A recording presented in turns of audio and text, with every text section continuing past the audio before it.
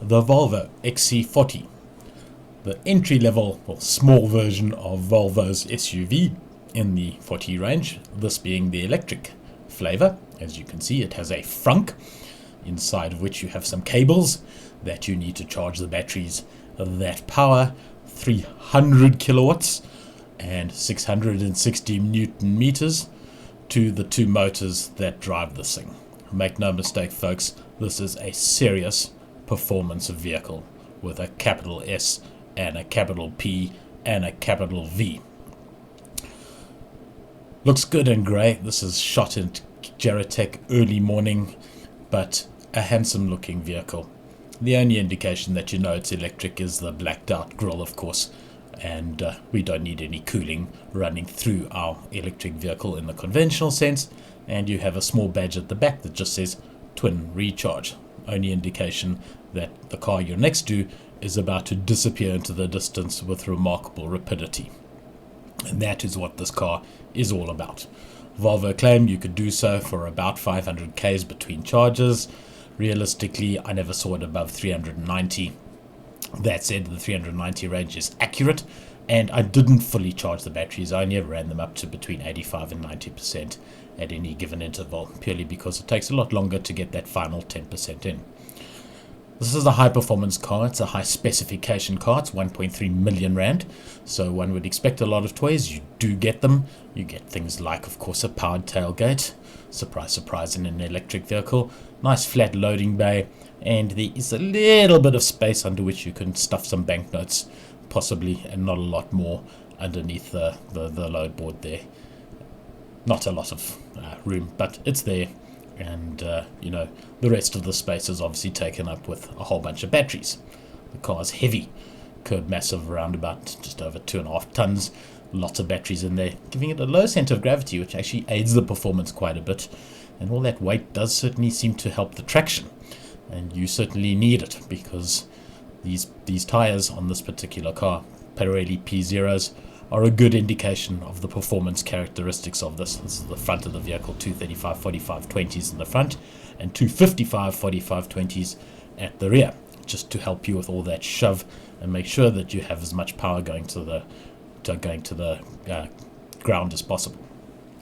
That said, the diff in the car, pretty good, and in fact electronic stability control doesn't really kick in all that much. I did have it on a bit of wet road and a bit of dry road, and plonked it down, moaned a little bit, kicked in, took over, and got me on my way as if I was on normal dry tarmac. It's quite remarkable how good the traction control in the car is. As mentioned, you get a frunk. We saw that earlier, but I just want to show you what's inside the frunk. And there's some cables. It's really not a very big space. I suppose you could stash a couple of extra banknotes in there if you wanted to, but that's where you keep all your charging cables and things, should you need them. Well, you are going to need them. I must be honest, I was so excited in the car that I didn't even notice that it had a panoramic sunroof with a cloth cover over it, of course, and that's just showing you the panoramic sunroof. You can see the seats. The seats are actually Volvo's. We think, I suspect, recycled material. You know, a lot of Volvo these days is going green. I turned the power off, but the actual sunroof is run by haptics as opposed to switching, and I'm very annoyedly trying to get it to work there. Recycled materials everywhere. I'm not sure what the slot on the side there is for the passenger. It's certainly not for a cell phone, because the way this thing gets off the starting line, the cell phone goes flying. But the quality of the materials on the inside of this vehicle are good. Digital display, of course. One would expect it. You can set whatever you like in the middle console as you go, and of course you've got a very nice big digital infotainment center screen where you control all the rest of the vehicles. Settings on the vehicle are typical Scandinavian efficiency. Literally, drive modes is kind of like standard or off-road, and that is it. You can do a little bit of what they call pilot assist. Didn't really notice much of a difference, to be honest, but you know, the basic gist of it is that really on the electric cars, there's nothing to set. You want to go fast? Put your foot down. End of story. And the rest of it is just around the features to make you comfortable with inside the car, when you're inside the car. So Bluetooth players, what have you. USB-C, USB-B, you've got volume knob control, you have to control the air climate control via the center console, but the buttons are in the right place, so you're not bouncing all over the place with your fingers trying to find them. You do have wireless charging, of course, in place, and we're getting to the very interesting gear knob, which is a transparent acrylic thing. Yeah, love it, hate it. I just prefer good old-fashioned brush aluminium, but that's just me. And literally, reverse, neutral, drive, and park, that's it. These black plastic panels, interesting, they change color at night, just like they did on the C40. They're various shades of light grey and deep blues. Very pretty, nice place to be. And of course we have a Harman Kardon sound system in the car that at 1.3 million rand you expect to be good, and believe me, it is good. No disappointments on that front. And a few more trim panels that one can see. Lovely recycled materials, etc., etc. Cloth seats. This car has done a lot of mileage. I don't know what the previous journalist did there, but there's a little bit of a stain on the cloth seats. They can be cleaned, and that's the beauty about Volvos. Of course, electric, and actually extremely comfortable. The dongle, not necessary, because when you buy one, you get a SIM card with the car, so it is wired to the internet. I didn't really play around with that terribly much, but it is there. And as I say, the seats are very nice and comfortable, and I suspect a lot easier to clean than one would assume. Right, good morning everyone. Behind the wheel in the XC40, exciting place to be. Startup is as simple as put foot on brake, engage gear, and we're on our way. So I'm just going to reverse out and take this thing for a little drive around the road and let you know what I think. It's going to be exciting.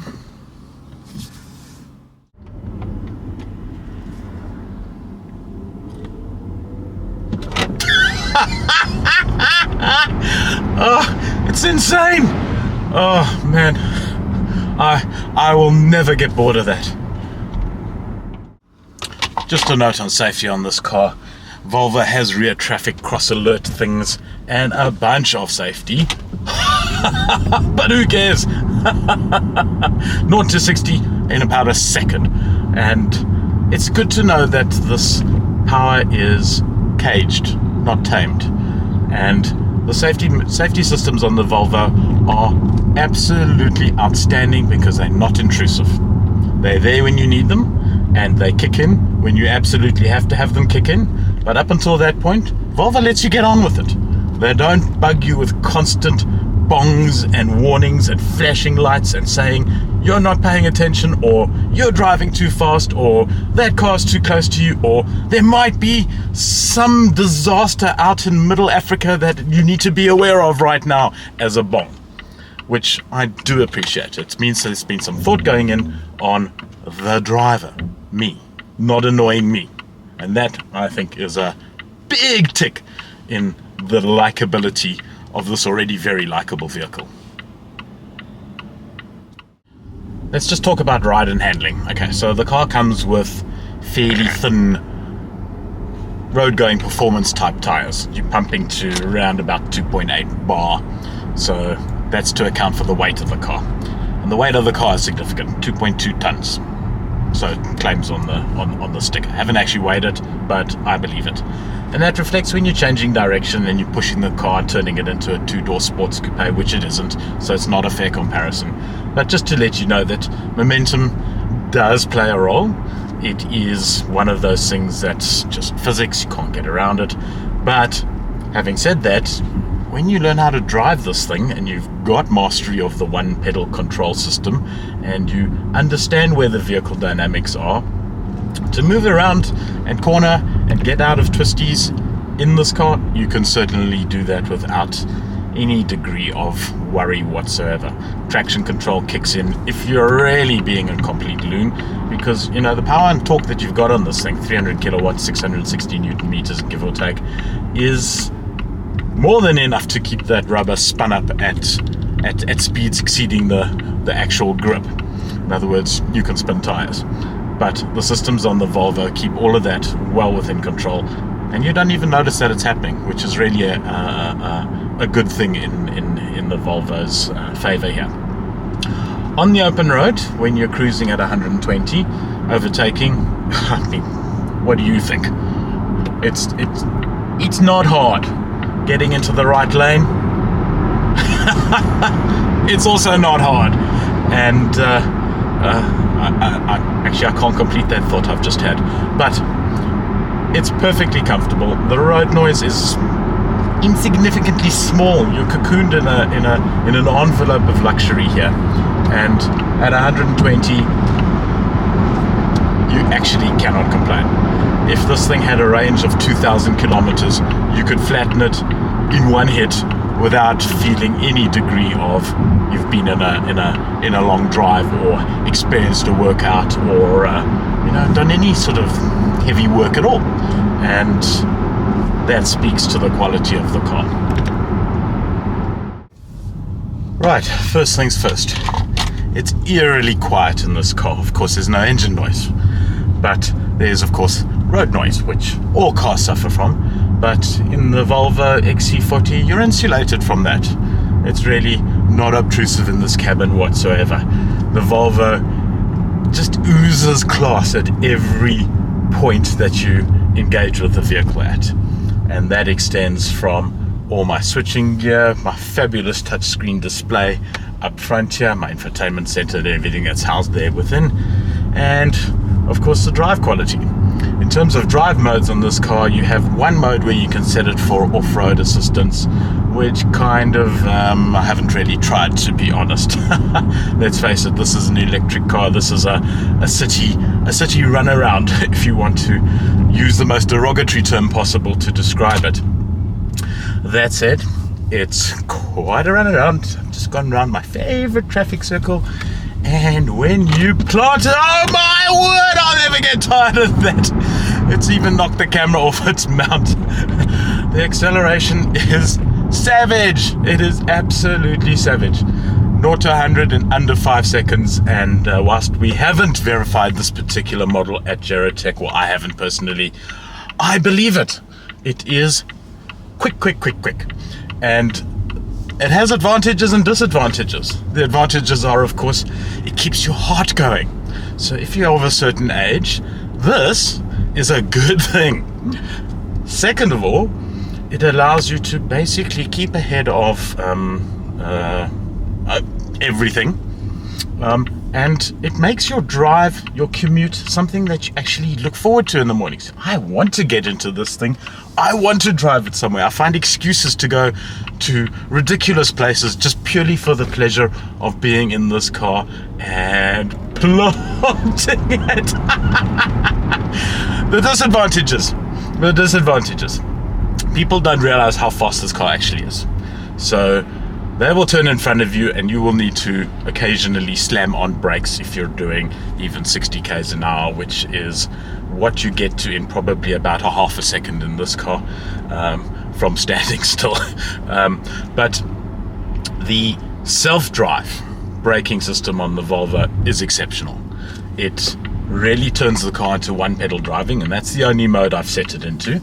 And it allows you just to throttle your responses, your braking, and whatever degree of acceleration you want from your right foot. I think I've used the brake pedal 2 or 3 times possibly, and what the brake pedal I think does, I must just verify this is Volvo, just increases the amount of regeneration that they use to brake the car in the first place. So your actual brake pad wear and tear is reduced to negligible quantities, and if you drive the thing even reasonably rapidly, you're unlikely to ever need to change brake pads in the lifespan of the car, is my guess. And for me, that's what sums this car up. It is clever, it is sensible, it is one of those vehicles that has been thought about from an EV point of view. So everything on the car is geared around optimizing your range, optimizing your battery usage, but also not forgetting about the squiddly meat puppet in between the steering wheel and the rest of the car. There's a lot of focus on you as the driver, making this a place of comfort.